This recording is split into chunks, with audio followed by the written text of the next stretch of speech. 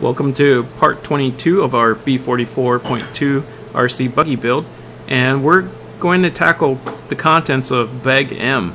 And Bag M actually contains the front suspension build, and there's a lot of little parts and a lot of little areas that you could actually just drop parts out and you might actually lose some parts. So I highly suggest when you're doing this build, try to do it all in one step so that you don't lose anything. And right now I'm just going to go ahead and grab the one of the front parts of the build, and this is actually there's two sides. There's a right side, there's a left side. It doesn't matter which side you start on. Either way, we're just going to go ahead and grab the long silver ball stud, just put it in there, and I'm going to go ahead and just thread in the dust cap on there. So that is set, and pretty much next thing we do is just going to go ahead and do that for the other side, either right or left side. And these pieces are actually marked right or left, so you don't have to worry if it's right or left side. The only thing you have to do is just check for orientation of the piece to make sure you have the correct orientation of the piece. Next thing we do is we put in the ball bearings, and then there's a spacer and then a ball bearing again. So just gotta make sure that that is set in there. And once again, you just do this for both sides. Put in the ball bearings, put in the spacer, and then you put in the next set of ball bearings on there. Actually, spacer, the manual is calling it crush tube, so just so you're aware.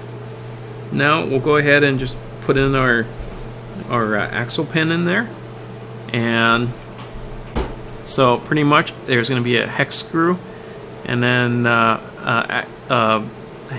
axle pin there. So I'm just going to get this threaded in, and essentially the axle pin is I'm going to need some help, so I'm going to just grab the pliers, and I apologize for that being slightly out of frame. But once you get the pliers threaded through, here we go, then you could put in there we go. And it's just giving me a little trouble. It's just a little delicate. But once that goes through, you could actually put on your hex drive on there. So that is how those pieces stay in place. And admittedly, it's a little difficult to put on there. It just requires some patience and some perseverance. But we're almost set, and we're ready for the caster block. So with the caster block, I apologize, before we do that, let's go ahead and finish out the other side, because there's two sides, right and left side. So same thing, you just put the hex screw in there, and then we put the hinge pin in there. And what makes this hard is just that trying to thread the hinge pin through that hex there. And I apologize, it's out of focus. But once we get it in there, half the battle is just trying to get that to line up and frame up correctly. Yeah, here's where I grab the pliers, and I apologize for that being out of focus. But once that's in there, we should be able to turn it, and we should be able to maneuver it. Alright, let's grab the dog bones and try to slide the, I'm sorry, not the dog bones, but the ball stud. So we'll get that placed in there, and this is actually the black ball stud, and pretty much this is the short one. It's the .30, and once we get this threaded in there, we'll go ahead and put the dust cover on there. So it's going to back up so we could just get the better view of this. Here we are. And essentially it's just like your typical ball stud threaded into the steering hub there. Not much special about that. Then next thing we do is we grab the caster,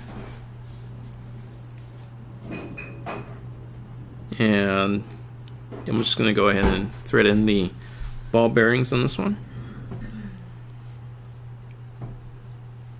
And apologize for that. I'm dropping the pieces, so let me just get this ball stud out of the way here. Go ahead and do this again there.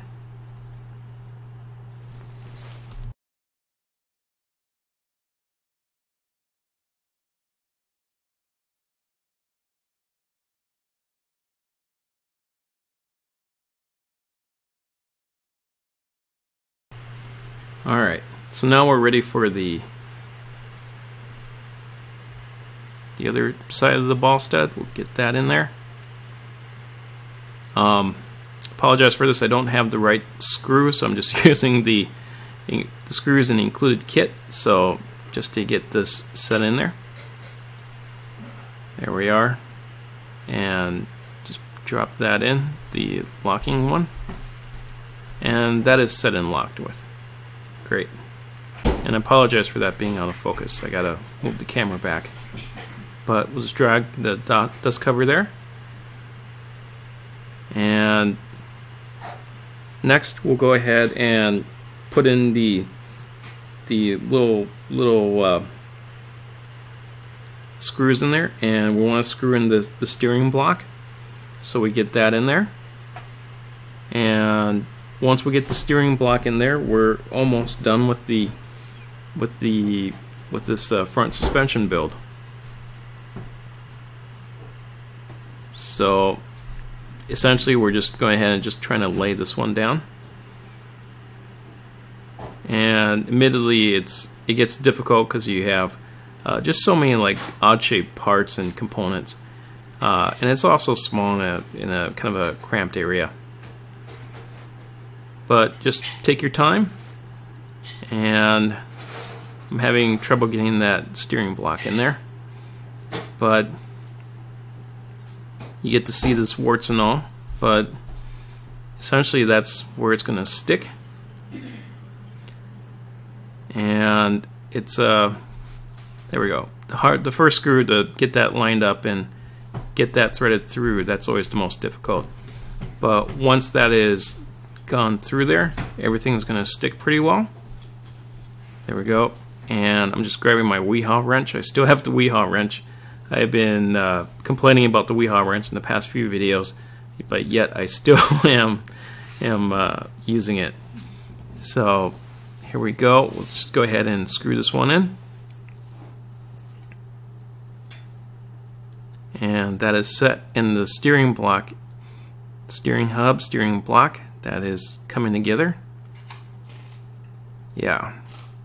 It took a little force to pull out the Weehaw wrench, but everything is looking pretty good. We're going to be able to build this out pretty well. And I'm just checking to see that the dog bone is moving okay, and that the steering block is moving okay. I don't want to necessarily over tighten, but you know, at the same time I don't want to have everything that's too loose either. So just kind of a fine line with how you're building this part of it out. And once again, I just apologize for that camera being out of frame and out of focus. Sometimes when you're building, you just get so entrenched with the build that part gets lost. And we're just going ahead and just building out the other side. And I thought when I built out the right side it would get better, but silly me, I'm just kind of really involved with this part of the build. But I just want to make sure that you know that take your time with this part, and this is going to be a pretty easy part of the build. Even though there's a lot of pieces, a lot of parts, don't rush through it. Take your time. If you could possibly finish this in one sitting so you don't lose all the parts. It's just really easy to lose this bag of parts because there's just so many odd shaped parts.